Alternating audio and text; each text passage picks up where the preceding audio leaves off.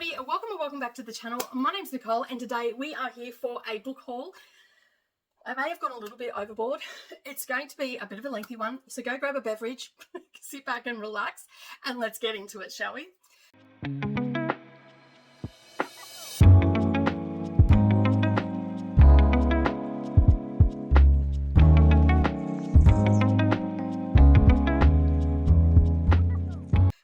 Good evening, everybody. Welcome back to the channel. Thank you for taking some time out of your day and spending it with me while I share some of the books that I've got during my birthday month, birthday presents from friends, impulse buys, and just general FOMO, or, you know, seeing some of my friends talking about books and just had to have them on my shelf. So there's been a bit of that.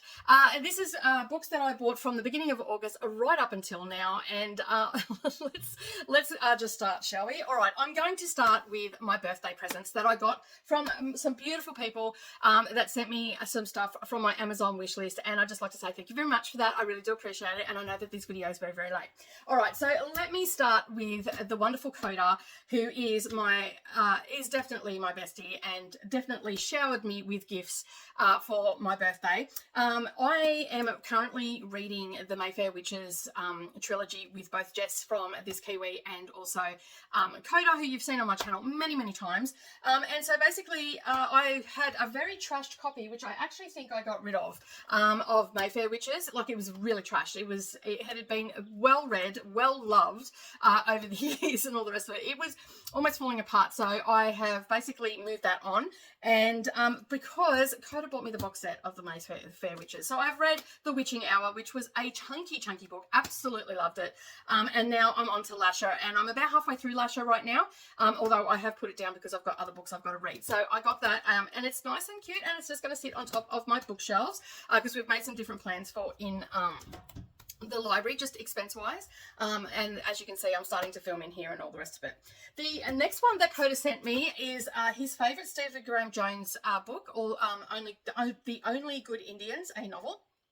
Have not read it yet, but I'm super excited to actually read this because, to be honest, there's a few people that I follow that love Stephen Graham Jones. I was also a couple of years ago, I was part of a Stephen Graham Jones read along, and that's when I first came across his works. And so basically I'm super excited now. I've got this on here as well, and we've been having a lot of fun reading books from Stephen Graham Jones. The other ones that I got are actually some of Coda's books, which is his poetry. For those that don't know, Coda actually writes poetry, and so I am slowly working my way through this book, and every now and again when I feel like reading a little bit of poetry, I just pick the book up. So we have Walking from Here and There and Other Early Works by Coda. So this is their book here. I love the cover, and this is the back of it, and basically about the author. Coda was born September 2nd, 1984 in Delta, Colorado. He grew up in Taylor, Texas from the age of 5 until when he moved back to Junction in 2001. This book is his very first publication, and it came out in 2015. So I'm up to page 14 at the moment. I think I've only read two. No, more than 2. I've read several. This one, I think I'm about poem 5, and I'm really enjoying it. So every now and again I just pick it up and I reflect on it and all the things. And then we also have another one for you who know who you are and some of you who don't. Another one, I haven't picked this one up yet. From Joy to Pain, Infatuation to Romance, Simple Crushes, long-term relationships,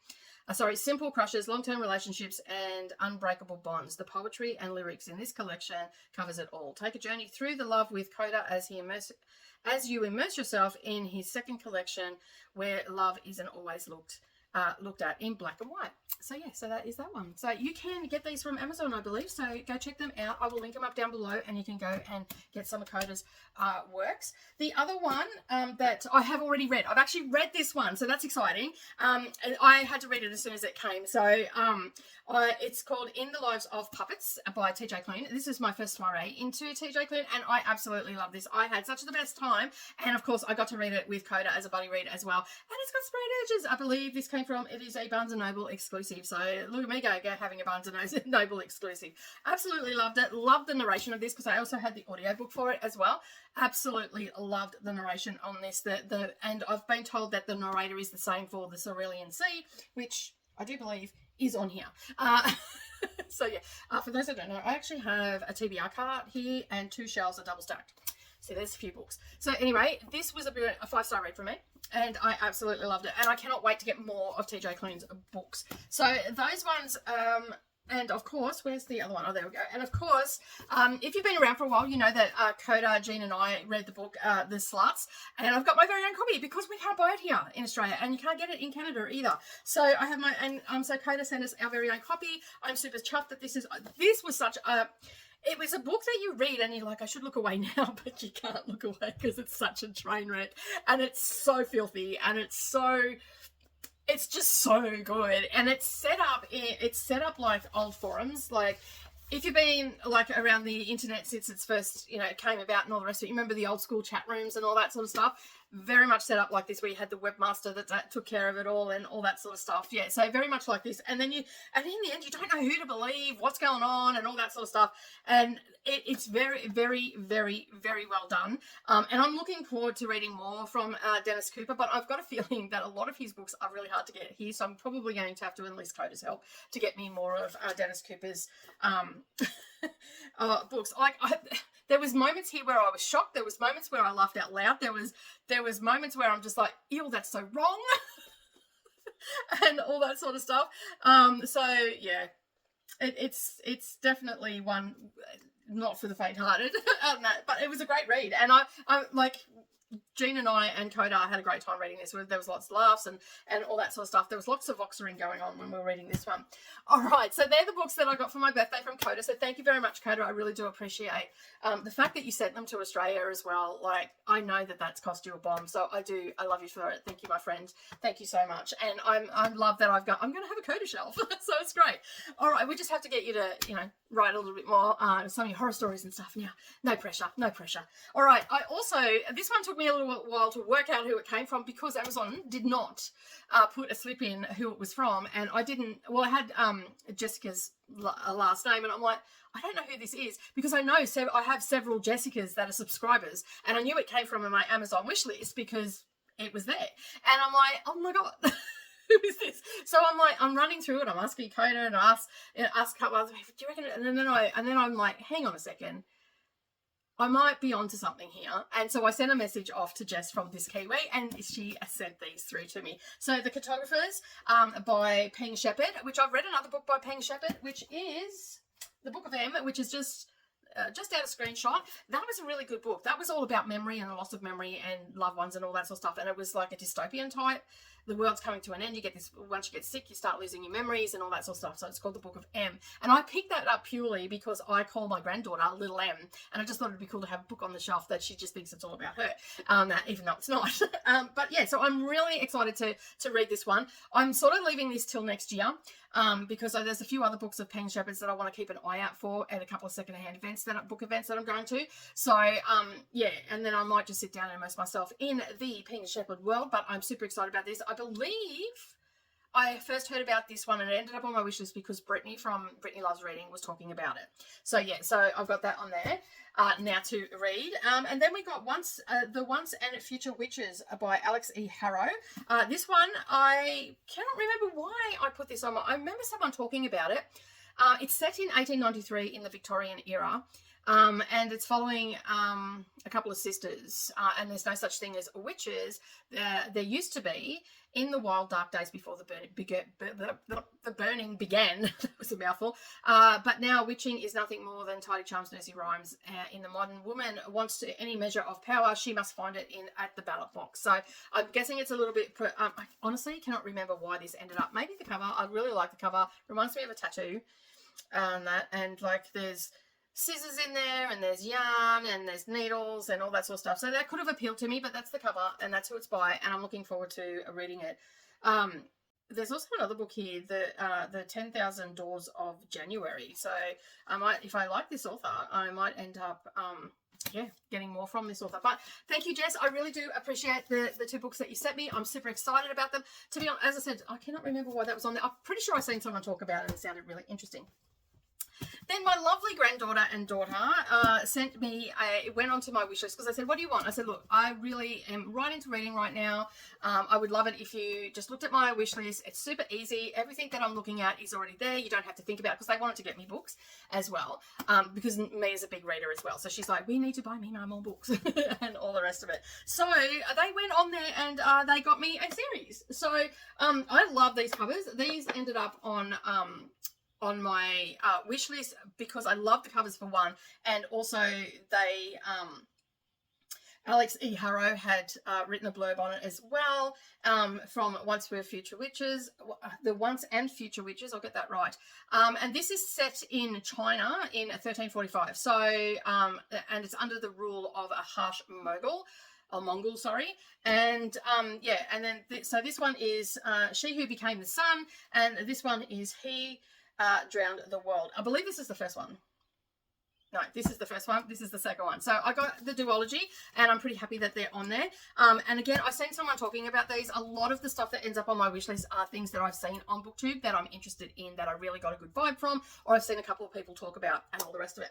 Okay, so the next set of books I'm going to talk about, and it is a set. I am just waiting on book 4 to come. I've just got to do a checkup and see where that is. But I have got books 1, 2, 3, and 5. And this is the, this was got on my shelf because of Leandra. I read a lot of the same books that Leandra reads.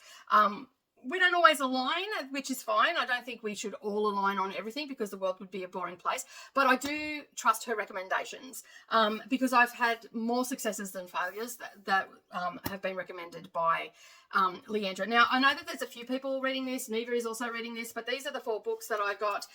And the first one is called Solace, and I believe these are novels of vampires and werewolves and parasols. So yeah, so I got all 5. I'm just waiting on book 4 to come, but I have them. So I'm pretty excited to get into these. Now, most of these books are not going to be read before we get to the new year. So let me just make some room over here. No, because I have a few books to go. All right, so I did a little bit of secondhand book shopping as well. So these 2 books here I got. So this is Tramp for the Lord, okay, and it is also In My Father's House. Now, I read Corey de Boom's, what is it called? Where is it? I just seen it before. The Hiding Place. It's just up there behind me. The Hiding Place. Now, these are Christian fiction books, and I'm not opposed to reading stories or anything like that, Christian fiction. It doesn't faze me. But The Hiding Place was quite an interesting take on things. It was looking at, you know, the people that were hiding people and all that sort of stuff. That's why it's called The Hiding Place. It's set in World War II, when the Nazis were wreaking havoc on the Jewish population, and her father was a watchmaker, and the girls, her sister and her, used to work in the watch shop, and basically they became a place of refuge for people trying to escape the Nazis and all that sort of stuff. But we also got a little bit of a take, and it is from her perspective and all that sort of stuff, but we also got a bit of take from people that were not so much Nazi sympathizers, but were soldiers in the Nazi regime.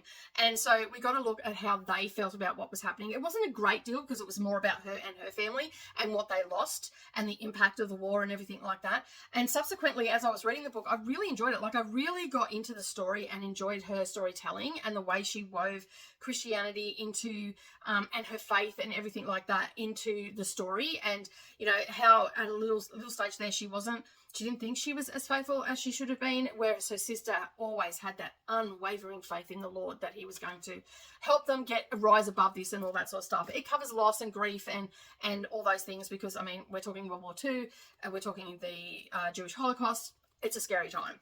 So I wanted to read more from the author, and these are their other 2 books. And this is the third one. This is this is the one that follows on from The Hiding Place. And so basically, they've had a watch shop for 100 years, and we're just looking at her father in this one, I believe. And then this one is where, after she has been through everything that she's been through, actually, I think this is supposed to be the first one. Sorry, my mistake. This is the first one I didn't know about.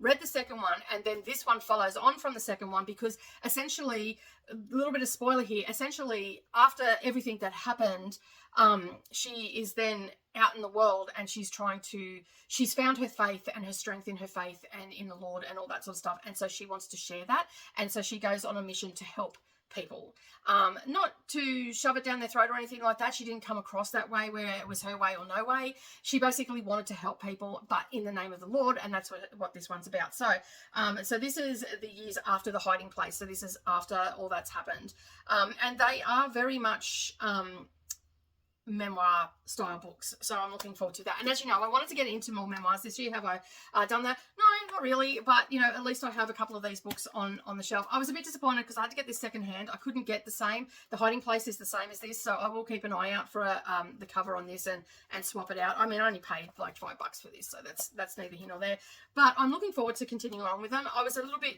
bummed that I didn't have these books here, because I would have really liked to have continued on after I read, and I may even reread that one and read them in order. Okay, the other secondhand books I got is The Firekeeper's Daughter. I have wanted to read this for quite some time. The cover has always caught my eye, but every time I went to get it, it was like $30 odd, and I'm like, no. And then I come across this in a secondhand shop when I was down seeing Savannah in August, and basically yeah, I ended up finding, I think I paid $7 for this one, so I'm looking forward to it. The cover, it gets me every time. It is a coming-of-age story, I believe, and I believe it's also YA. And interestingly enough, there is actually a NetGalley book club kit for this book, so I'm going to get that in November and give that give that a bit of a look over and see what the questions are and all that sort of stuff, and then I'll have it there before I read the book, and we might be able to do a group read for this or something along those lines. Yeah, so it's also, I believe it's a First Nations people as well, because it's talking about the a reservation. I can't pronounce it. She's 18 years old, and she was a witness to a shocking murder, and she reluctantly agrees to be part of the covert FBI operation into a series of drug-related deaths. Now, I didn't really read the synopsis, but I knew it was sort of like her coming of age, but she had witnessed something horrific, and that was what it was about. So and a little blurbs on here is like, keep the secret, live the lie, and earn the truth. So yeah, and it's by Angeline Booley. So I'm looking forward to reading that. And I also got this one on the same day. I was watching Murphy Napier, and she was talking about the Dresden Files, and I loved watching that show when it was out, and I never did finish the series, but I didn't realize there was a ton of books that goes with that. So I thought, you know what, this is the first one. I just happened to have seen it the weekend before, and it was like, you know, when all the fates and all the signs align. I walked into the shop, and the first book I seen was this, so I had to pick it up. I paid $7 for that as well. All right, and during the year, we've had some KU readathons on Patreon and all the things, and Neva and I read Unhinged on one of them, and we had the best time with Vera Valentine. And because I had a great time with this had a murder mystery in it, it had a little bit of Greek mythology in it, and of course it had door smut. I also listened to this on audio as well, so I'll probably listen to it again, but you know, this was a fun time read. It had to be on my shelf. So I got it for no other reason than I loved it and I put it on my shelf. So I got that from Amazon. I think it was like $12. All right. The other ones that I have got. Now, during the month of August, I read, where is it? Oh, I don't even know where it is. None of my books are organised yet. They're just in here. Savannah wants to organise them.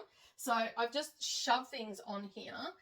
A Secret Witch's History I read by Louisa Morgan, and I love that book. I read that in August, maybe early September, and I absolutely fell into that book and could not put it down. Like, it was great. It is about love, and it is about what we would do to achieve what we want and how far we would go.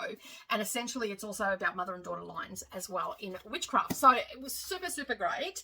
Absolutely loved it. Gave it 4.5 stars, I think 4.75, something like that. It wasn't quite a 5-star, but I was umming and ahhing, but I ended up rating it a little bit lower. And so subsequently I got her second book, which is The Witch's Kind. Now these are all standalone. She's got another couple. I've got this also on Audible, because I had it on Audible before I got the book. Like, I had to get her books. I had to have her books on my shelf. That's the only reason it's here. And this is following Barry Ann Blythe and her aunt Charlotte have always known the other residents of their small coastal community find them peculiar, and basically they have a strange and dangerous secret. And that's all I want to read, because I want to go into them blind. But if you have not read anything by Louisa Morgan and you like historical witchy fiction, I highly recommend that you pick these up, because the author knows how to weave a tale, and it was just really well done. Even without the audiobook, which I ended up getting, because it was like, both of these were $5 each. That's why I ended up getting them. And now the books are gracing my shelves, and I'm going to get into this one. This will probably be the first one off the rank in the new year. All right, the other ones that I got, I seen these, I think I've seen these on NetGalley at some stage, and I didn't get approved for them. And I'm like, you know what? I need to have them. So they're out now, so I ended up getting them.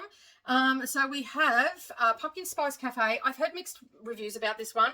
And then the latest one that's out is the Cinnamon Bun Bookstore. So they are cozy. They seem a little bit autumnal, all that sort of stuff. So I'll probably read these in my autumn and sit down and cozy up with them. I believe they are, they're just cozy mysteries, I think. I'm not 100% sure. When Janine's aunt gives her beloved Pumpkin Spice Cafe in a small town of Dream Harbour, Jeannie jumps at the chance for a fresh start away from her very dull desk job. Logan is a local farmer who avoids Dream Harbour's gossip at all costs, but Jeannie's arrival disrupts Logan's routine, and he wants nothing to do with the integrally upbeat new girl, except that he finds himself explicitly drawn to her. Will Jeannie's happy-go-lucky attitude win over the grumpy but gorgeous Logan? So, Grumpy Sunshine, love story. So, yeah. So, but I have heard a lot of mixed feelings about this. Some people have loved it, some people have hated it, some people have went, eh. So, I'm going to give it a read. I don't care. It's cozy mystery. And then, of course, we're still in the same place. And I'm pretty sure this is the same place. And this one is The Bookstore, and a secret message has turned up hidden in a book. And Hazel can't understand it as more secret codes appear between the pages, and she decides to follow the trail of clues. She just needs someone to help her out. Gorgeous and outgoing fisherman Noah enters. Is always up for an adventure and a scavenger hunt. So that sounds like a bit of a good book. And yeah, so I'm there for them. As I said, I've heard mixed. I haven't heard anybody talk about Cinnamon Bun Bookstore, but I have heard mixed reviews about that. And of course, you know, I love the little gold, like the leaves are gold foiling on this one. Super cute. And I mean, very, very autumnal. And I'm always down for a cozy read in winter and just sit there and curl up. The next book I'm going to talk about is the Ornithologist's Field Guide to Love. So it's all about birds, because that's what that is. And basically, this is India Holton's book. And I should have just looked on the back. I was looking everywhere for these books to show you. So I have read all but the Treason one. So I haven't read the third one, but I've had such a great time with these books. I could not go past buying her next book. So that is now on my shelf. She's an automatic buy for me. I just have a great time with her books. They're really easy, simple books to read. They're not too strenuous or anything like that.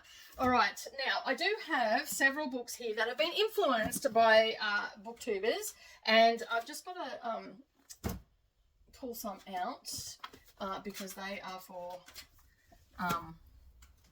a book club. So yeah. All right. Okay. So these ones, I have seen a few people reading this and heard really good things about it, so I grabbed that. I got this secondhand, actually. I got this for $5, so I was pretty happy that I could get it for secondhand. And then, of course, I have heard nothing but good things about The Serpent and the Wing of a Night by Carissa Brabant, so I got that one and this one, and I want to read them before the third one comes out, but that is not going to happen because these are not actually small books, especially the second one, The Ashes and the Star-Cursed King.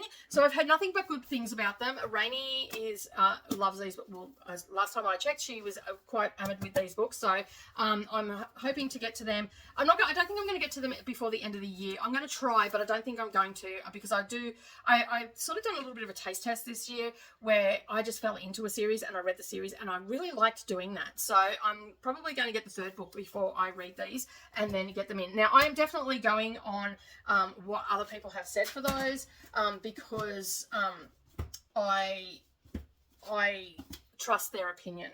Okay, the next one that I got, this one I got in August, I think it was. I pre-ordered this one. This is from Criminology. So if you have ever watched Criminology, he's on here on YouTube. He has a Booktube channel. He's an English person from, and talks all things like pulp fiction. horror, that kind of thing is his tagline. And of course he has a reading event happen every year, and it's called Garb August, and basically they have put an anthology together. It is Garb August Anthology of Awesome Trash, and it is edited by Troy Tredup. And yeah, so Criminology approached a few authors and stuff like that, and they've put their stories together.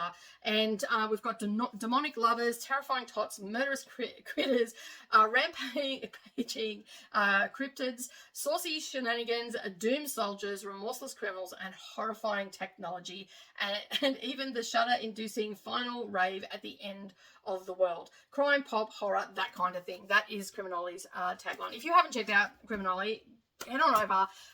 Love the work that he does. All right, the other one that I got also is The Perils of Lady Catherine de Bras. This is the third in the Tilney and Darcy mystery series, and so I have now read the first two and absolutely have a fun time every time. So I had to put Claudia Gray's book on my shelf. Claudia Gray is pretty much an automatic buy for me now. I'm actually looking at a back catalogue, and we'll have a lot more books on the shelf. Now, this one here, I'm not 100% sure how this ended up in getting sent to me. I don't know if someone has purchased this for me. I don't remember buying it, which is a sad state of affairs, but Facing the Sun.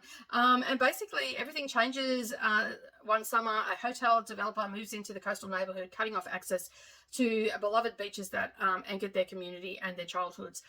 As old and new family secrets come to light, the girls find their loyalties and their love are tested for the first time, and just when it seems things can't get any worse, tragedy upends their world again. Now the girls must ask themselves, are they better off going their separate ways, or will the bonds of sisterhood see them through to find the sun again? And that's called Facing the Sun. I love the cover. I just don't remember purchasing it, so I may have done a 2 a.m. mystery purchase. All right, the next ones are all secondhand books that I've got over the last couple of months. I couldn't tell you when I got them, where I got them from. I know that I went to a couple of secondhand bookstores and all that sort of stuff with Savannah. So yeah, I got Into the Water by Paula Hawkins. I really loved Girl on a Train and Slow Burning Fires, I think, is the other one. I can't remember the name of that. I've really enjoyed her book, so I thought, well, I got this. This was like $3. So sorry, $6. This one was. The next one is $3. So I'm really excited to get into that. This, I think, is her latest release. I don't know when that was published, and I don't want to read the synopsis because it always seems to spoil it. This was her second novel by the looks of it, because the only book that's listed in here is Girl on the Train. 2017 this was published, so this is an older one. I think the Fire one was her latest one. I'm also gravitating back into my historical era again. I mean, it's always been my jam. I love it. I always gravitate towards it. I love a good historical fiction and whatnot, and I'm really starting to get a love of stuff that's a little bit older than, you know, around World War II. I'm delving in around World War I as well, but I still get a lot of World War II stuff as well. So this one here is by Kate Feneval. This is from the author, The Russian Concubine. Now, I do have a couple of her books on my shelf, I believe.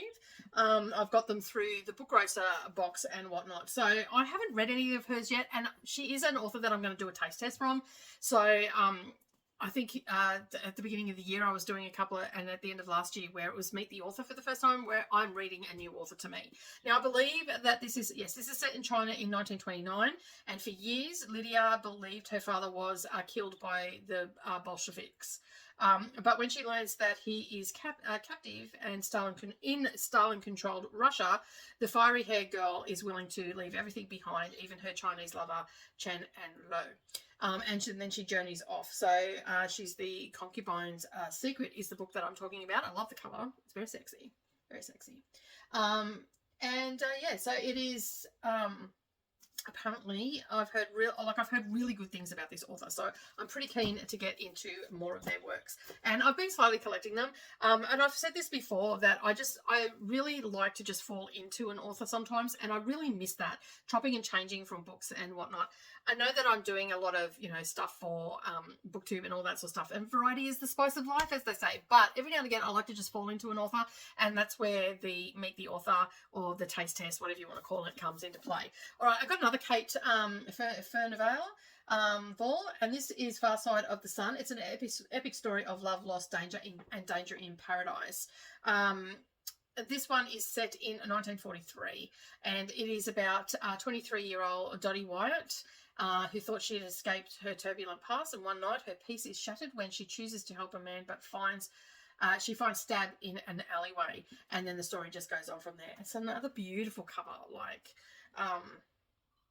yeah, it looks like it's set in Indonesia, actually, just looking at those buildings. Doesn't say anything on the back.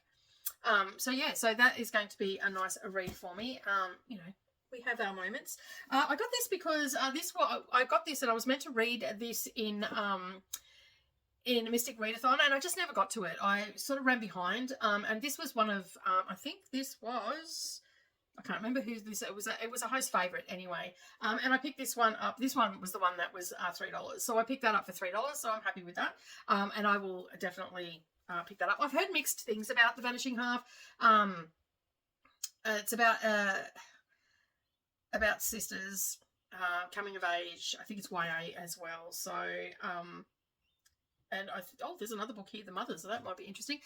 Similar cover too. So yeah, by Britt Bennett. So I'm looking forward to reading this because I've heard mixed things about it, but I've heard more good things than bad. So it's another one that I will get to. And then this one I picked up for $1. This one is by T. Cooper. Now this was the very first NetGalley book that I applied for that I got rejected for.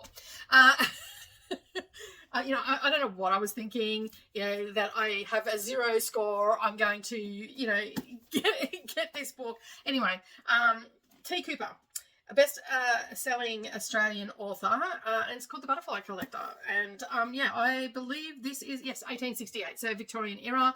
I seem to be gravitating towards that, but this has actually a dual timeline. So we're in the Victorian era, but we're also in 1922 Sydney as well. So we've got a dual timeline, and I'm going to leave it at that. But T. Cooper, she came onto my radar because of The Cartographers, and I haven't read it, but I've seen it, and I thought, oh, that sounded interesting, but I've never seen it secondhand, because my thing next year is going to be buying secondhand books. Not if I buy any, it will be cheap secondhand books, probably from Lifeline and places like that, and just find some obscure stuff that I'm looking for. I don't have any free libraries around here either, which is a shame. I am actually thinking of building one outside my place, but yeah, I'm just reading the back of this. There's the, you know, the highlighted blurb. It says, what connects a botanical illusion of a butterfly with a missing baby and the enigma of 50 years in the making. So yeah, sounds very interesting. So we've got a dual timeline with that. All right, of course, as you know, I do read the Women's Prize for Fiction, and I try to buy the shortlist each year because I've read all these books already, so these are all read. I don't have to worry about them. And I do buy the shortlist. So just bear with me. I'm getting them off my thing. So I have 5. Where's the 6th one? Is it? Let me just have a look here. Maybe I couldn't get the 6th one. I can't remember what it was now. No, I don't have the 6th one here. No. Anyway, I have got some of the Women's Prize for Fiction. So what one am I missing? I'll have to check that. 1, 2, 3, 4, 5. I ended up getting 6, but The Maiden didn't make the shortlist. It was longlisted though. This was a 5-star read for me. This I absolutely loved. It's betrayal, it's got sex, it's got grooming, it's got all the things, and it's got betrayal as well, was a key factor in this one. And this one is set in 1679. So again, historical fiction, absolutely love it. I've already read it, which is great. So it's ended up on my bookshelf. The other one is from, that is also an Australian author, Kate Foster. She's an Australian author, I believe. Don't quote me on that. I could be wrong. I'm pretty sure she is. Another Australian author that I got was Restless Dolly Melder. So that is shortlisted, that one. And we've got Entered Ghost, which was my least favourite book, but I am collecting them. Savannah said she was interested in reading it because she would like to hate read it because I hated it so much. It was not my favourite. It was not the favourite book. It was quite boring and dull, but because I cannot have a collection of shortlisted books and not have this on here. I have to go back and check where my other book is. It might turn up yet. That I may have already put it on the shelf because I did do that by accident. last time as well. So yeah, I've got Soldier Sailor. Again, this wasn't my favourite one, but I did resonate with this a little bit. Just the trauma of birth and having a baby and losing your life and your identity and all that sort of stuff really hit home in this. And it's basically her in a dialogue talking to her son, and basically how she was feeling and the fact that, you know, she felt guilt. She feels all the things that most mothers do in the day-to-day life of raising children and stuff like that. So it was quite resonant with me, and that's why it is shortlisted as well. So it is on my shelf now. Of course, The Wren wasn't a favourite book of mine either. Although I did like it. It was my first Anne Wright that I read. I did like it. It wasn't my favourite, and it was a little bit but I still wanted to have it on my shelf.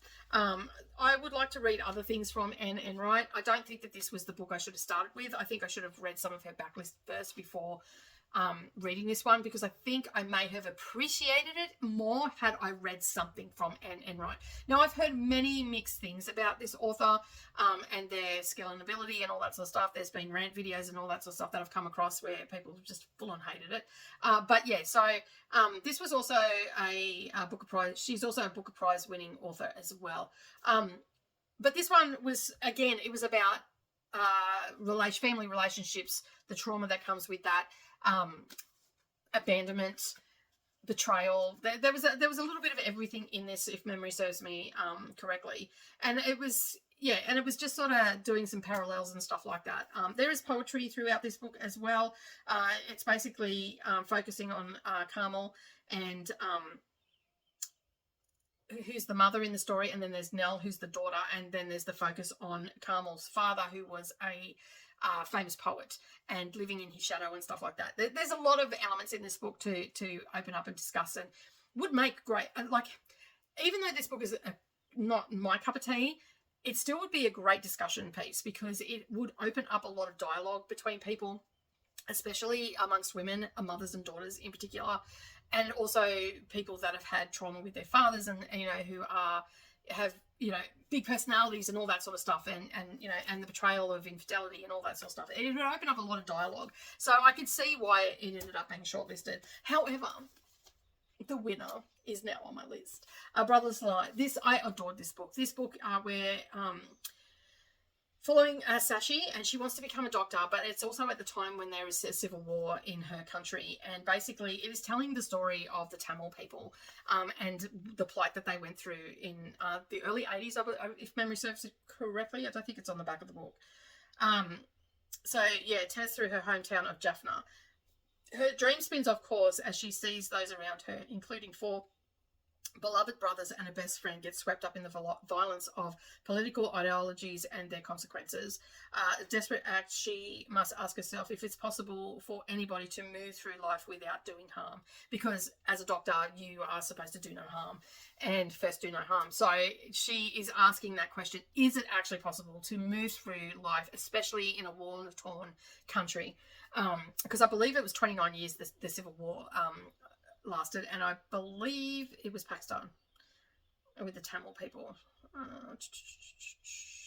Doesn't say, but anyway, it had a lot of political elements in it, but it was still at its core was a heartfelt story of one girl's journey through life and through civil war, watching what was happening to her family, and, you know, and all the things that go with civil war and people getting hurt. There's a lot of violence in this book as well, and the consequences of that violence and stuff, but still an excellent read. Like, I learned so much from reading this book about the plight of the Tamil. Like, I remember the Civil War. Like, I remember hearing about it as a child, remember hearing all the turmoil that was happening in that part of the world at the time. Of course, at the same time, you've also got like civil war happening over in Afghanistan and stuff like that.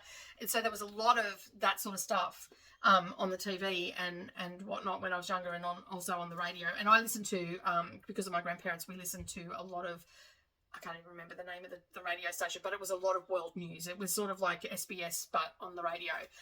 So it was a lot of world news of other countries and civil war and all that sort of stuff, because they weren't from this country. They were from Egypt and Malta, and so they had a lot of turmoil in their own countries. Not so much Malta, but more Egypt and whatnot. So they were always listening to the different newses and stuff like that.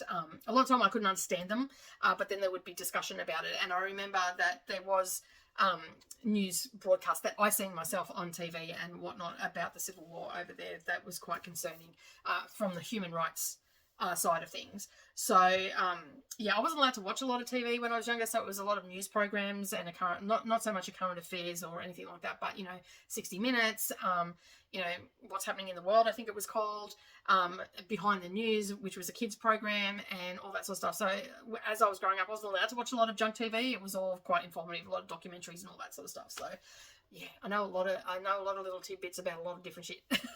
As they say. But this one, if you haven't picked this up, it's a tough read, but I highly recommend it.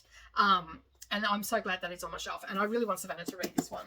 So I have to find out what I've done with the I thought it may be still on back order, because sometimes you can't get them. So I'll have to, because I know that this was long listed, and I've got 5, and there should be 6 shortlist books. So they are the shortlisted books. Then I also got a couple of other books. Let me just turn this around. Okay, so I have another shortlisted book for the Women's Prize for Fiction. This one was shortlisted back in 2015, because as I said, I am collecting all the shortlisted books. I would love to collect all the long-listed books, because next year there'll be 30 years of them. I have the last 4 years on my Kindle, but I've only got the shortlisted books in the physical copies. Now, I am missing one from last year, which was Black Butterflies. That was super expensive, but it's been slowly but surely coming down. It's sitting at $23 right now, so I'm going to wait until it gets a little bit lower. If it hasn't got down by the time the next one rolls around to any lower than that, then I will just purchase it, and it'll be the most expensive book that I bought for that year. But anyway, if you've been around for any length of time, you know that last year, was it? Yes, it must have been last year. I read Pod, which is by Lailene Paul, and it was from the perspective of a spinner dolphin. Now that book blew me away in many different aspects of the amount of violence that was in it, the rape that was in it, and learning that dolphins are quite douchey animals, just their hierarchy and all that sort of stuff, and how it was written. But it was not my favorite book. It was my least favorite book of last year out of the 16, and subsequently it ended up on the shortlist, so it's on my shelf, and it will be going there with this one, which is The Bees. Now, this, I believe, is from the perspective of bees. Yes, so Flora 717 is a survivor. Born into the lowest class of the Tartarian hive society, she is prepared to sacrifice everything for the queen. So it goes on from there. So we've got surviving internal massacres, religious purges, terrifying invasions by vicious wasps.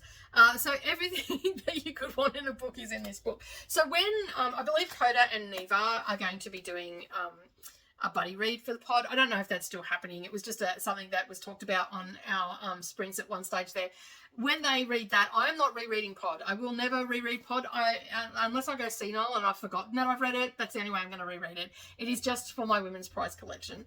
So I'm going to read this. I'm not sure. I've actually heard really good things about this book, but I didn't always hear good things about Pod. Pod was a sort of mixed bag, but this I've actually heard really good things about it. So it is another one to the collection, and I'm just slowly doing the years, so I'm trying to find them, whether it be in secondhand or in brand new format. All right, the next ones that I've got away from the Women's Prize for Fiction, but another book club one, is the Reese Witherspoon's book club. So Reese's book club. This month's one, I think for October or maybe September, was All the Dark Colours by Chris Whitaker. I think that was on there. I'm positive that was it. I could be wrong. I don't know why, actually. Let me just think about that. Oh, did I get that because I've seen someone talking about it? Either way, I think this was a Reese Witherspoon, but don't quote me on that, okay? I'm not 100% sure on that one. But I know Slow Dance was. That was from this year, so I've got that. This is, it's Jane Austen's Persuasion for Our Times. So I was pretty happy with that. That was written by Gabrielle Zevin, and Liba Bardugo wrote on the front of this, she will break your heart and you'll thank her for it. So I believe this is a sort of coming of age story. So back in high school, everybody thought Shiloh and Carrie would end up together, but everybody but Shiloh and Carrie. So yeah, so basically they were just friends, best friends. They spent the entire summer sitting in Shiloh's porch steps, dreaming about the future. Shiloh was going to become an actress and Carrie was going to join the Navy. And nothing was ever going to change between them. Charlotte made him promise, and just goes on. Now it's 14 years since Charlotte last spoke to him, so I'm just going to leave it at that. I don't think this is, I think I might be getting it wrong. I think it's they find each other again, and that on that one. So yeah. But anyway, I just get these when they come in. I don't really watch any of what they're about. I sort of watch when it's announced, and that's it. The Unwedding is another one that I got as well, and this is by Ali Condi. Something old, something new, something borrowed, something blue, something lost, something weird, something broken, someone dead. That was enough for me. So that is The Unwedding by Ali Kondo. And then How to End a Love Story. Now, I've had a few people on Sprints reading this and said they really enjoyed it. So either it ended up being a Reese Book Club. So I ended up getting that. So that is that one. All right, next. These ones I've seen everywhere over the Booktube, and I've heard good, mixed. So yeah, Apprentice to the Villain, and book 1 and 2. And I'm trying to think, this is book 1. And Evil's Back, and this is book 2. And I believe there is a book 3 coming out, so I will end up getting that. And again, I am just probably going to read that in one sitting, because I find when there's a big gap between them, I lose track of what's going on and all that sort of thing. All right, the next lot of books. This was influenced by the lovely Leandra, and this is Chris Whitaker. So we have, this was really cheap. This was like $23 for 3 books. So that is, where's the third one? That wasn't the third one that I was showing you there. So we have All the Wicked Girls, is the one, I'm pretty sure, is the one that Leandra was talking about. And she had high praises for Chris Whitaker. So I went looking for this, and then I found the box set. This came in 3 books. So I've got All the Wicked Girls, which was the recommended one. And then I've got Tall Oaks. And then we've got We Begin at the End. And then, as I said, I'm pretty sure this was a... it doesn't have a sticker on it. That's why I'm second guessing myself, but it might have been an old one. So now I've got 4 books to read by this author, which I'm super excited about. The other one, which was influenced by Booktube, and I don't know whether I'm going to like it or not, but Savannah was pretty excited that I got them. So that is The Powerless book by Lauren Roberts. Then we have Powerful, which is a novella, and then we have Reckless, which is the second book, I believe. So, I think there is another book coming out in this. I will grab that. Savannah, as I said, Savannah was pretty happy that I got these. So, either way, I'm happy that they're there. The other books that I got, which I have been meaning to get for quite some time, and I really wish I had waited a bit longer, because now I have 4 out of the 5 all the same size and 1 huge one. So I will end up rebuying this, and that is Deborah Harkness' The All Souls trilogy, which is Discovery of Witches. We also have these ones here. So I believe Times Convert is Marcus's story. So if you've been around for a while, you know that I've read them ages ago. And so I'm thinking that I might sit down next winter, or next October, and read all of these books. So as I said, I get a lot of books, and yes, I have a lot of unread books on my shelf, but I am also saving my books for retirement and all that sort of stuff as well. So I'm a bit of a retirement collector, because there'll be a point where I won't have the cash to spend on books and all that sort of stuff. So I got that one. So yeah, so this is part of the Discovery Witches one as well. And yeah, it's just following on the story. I don't want to read too much, because I found when I read the first synopsis, I felt like it gave a lot away. So I don't really want to read them. And as I said, I probably won't get to these until next October.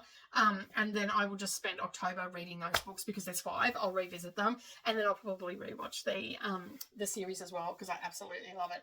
And then because I fell in love with TJ Klune, I got The House in the Silmarillion Sea. I don't really need to explain what this one's about. So basically, we're just leading a quiet life, and a house. At 40, he has a tiny house with a devious cat and beloved records company. At the department in charge of magical youth, he's spent many dull years monitoring their orphanages. Oh, geez, I can't speak. It's just that time of the video, right? So yeah, so I'm looking forward to getting into that. And Kodo recommended that I get the audio for this as well. So I'll have to wait and see when I'm going to read that, because I've sort of put myself on a bit of a book budget at the moment, because I'm going to England next year. And of course, then I got these books purely for their titles. So A Witch's Guide to Fake Dating a Demon by Sarah Hawley. I've seen these pop up all over the internet, and people just seem to really love them. Werewolf's Guide to Seducing a Vampire.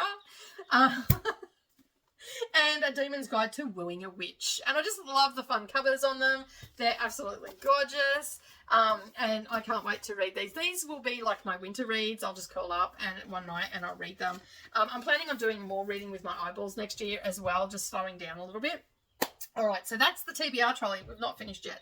Of course, I've got the next book in the Firebrand, which is the 6th book in the Green Rider trilogy. It's not a trilogy, it's series. And I have not yet started that, so I got that. I also got A History of Dreams, and this was a recommendation from Simon Savage. This proved to be a tough book to get. I ended up having to get it secondhand off eBay, so I got that as well. And this is, again, historical fiction. It is set in the 1930s, and it's about some young girls discovering the power of being able to manipulate dreams and whatnot. So I got that. While speaking of Simon Savage, I was watching his channel and I've seen this book, and I just got it purely for the title, A Dear Decade. And this one is... this one seems like it's going to be a fun time read. It sort of reminded me of I'm a Fan. It was published in 2020. It's translated from the French, and it was first published in France in 2022. And it was published in Great Britain in 2024. So, yeah, and I believe this is like following someone on social media and all the rest of it. But this was in the synopsis, and this is why I ended up getting it. Dear Decade. This is someone commenting back on someone's Instagram post. I read the piece you posted on Insta. You're like a pigeon shitting on my shoulder when you flap past. It's shitty and unpleasant. Wah, wah, wah. I'm a pissy little pantyhose. No one loves me, so I'm whimpering like a chihuahua in the hope that someone will notice me. Congratulations. You've had your 15 minutes of fame. You want proof? Here, I'm writing to you. I'm sure you've got kids. Guys like you always reproduce and worry about carrying on the line. One thing I've noticed, the dumber the people are, the more they feel a duty to carry on a line. So I hope your kids die under the wheels of a truck and you have to watch them die without being able to do anything. That their eyes pop out of their sockets and howl of pain haunts you every night. There. That's what you wish for, and leave Biggie and leave Biggie in peace for fuck's sake. Yeah, that's a great opening of a book. So I had to have it. I mean, the title alone, I had to have it. I'm like, thank you very much. I'm happy with that. The other book that I got, and now you know that I follow Katie from Books and Things. I also have The Secret of Hartfell Hall, I think it's called, which was her debut novel. I have not read it yet, but I want to support Katie in any way I can, because she has introduced me to Victorian literature and show me a new way to look at Victorian literature, and subsequently now I love Victorian literature, so I'm really excited. And you know, also she loves Jane Austen and all that sort of stuff as well, and so I watch her quite often, and I just love how passionate she is, so I want to support her as an author. And it's The Trouble with Mrs. Montgomery Hearst. So yeah, it's a bit of a chunkster, but again, I will probably sit down and read both of these in one go. This one, it was just released. I pre-ordered this one, so it's my latest acquisition. It just came in the last couple of days. And then my lovely daughter gifted me a couple of books. I'm not sure. Yeah, she gifted both of these books to me. I'm not sure whether I'm borrowing this one, so this is a bit iffy. But The Living Sea of Waking Dreams is a book, and the author is Richard Flanagan and is a Booker Prize-winning author. There is so much beauty in the world, Francie said, as if astonished by the discovery that had taken an entire life to be revealed, and yet we never see it until it's too late. So I'm not too sure what that one's about, but she said that I'll really like it. And then she gave me this beautiful edition of Jane Eyre. So it's very simple. I love the brown spine. I love Jane Eyre. It also has a little bit, like it has a sheet in here about the Bronte sisters and all the rest of it. And I was a bit jealous when she got this, but the end papers are absolutely beautiful as well. And so I was really chuffed. The illustrations and all that, it tells you the title page. The top of the chapters are gorgeous. The colour of the pages are absolutely gorgeous. It's in absolutely stunning condition. And I don't know if there's more illustrations in here. There might be. I'll just double check. Yes, there is. So we've got these beautiful charcoal drawings throughout the book as well. So this is a beautiful edition that she's given me. And I was quite surprised because She loves to collect the beautiful editions of things, this is obviously when her wife is discovered and whatnot. So yeah, so I was super chuffed. I don't know where that piece of paper went. I'll get that in a moment. But I was super chuffed. It's cloth bound as well. So, yeah, so I'm getting some shelves to put in the library here for my cloth bound so they're out of the direct sunlight and whatnot. Not that we get a lot of sunlight in here, but still they'll fade over time. So this will go up there with my Jane Eyre ones. So I'm really happy that I've got that. And so thank you, Savannah, for that. And on that note, we have come to the end of my book haul. Now this was over, oh no we don't, we've got one more. Dark Immortal. This one was an impulse buy. Someone said they were reading it. I think it was Monica that gets on sprints a lot of the time. I was reading it, and basically it's by Tikas Grimar, and it is supposed to be a really good. It comes highly recommended from a few people. Some people said it, well, like I've seen a few people talk about it. Some people said it was okay. Some people said it wasn't. But it's got sprayed edges. No soul can enter without an invitation. And that is the sprayed edges. But what I love about this book, I'll take the dust cover off. It's absolutely beautiful, the dust cover. I love the cover.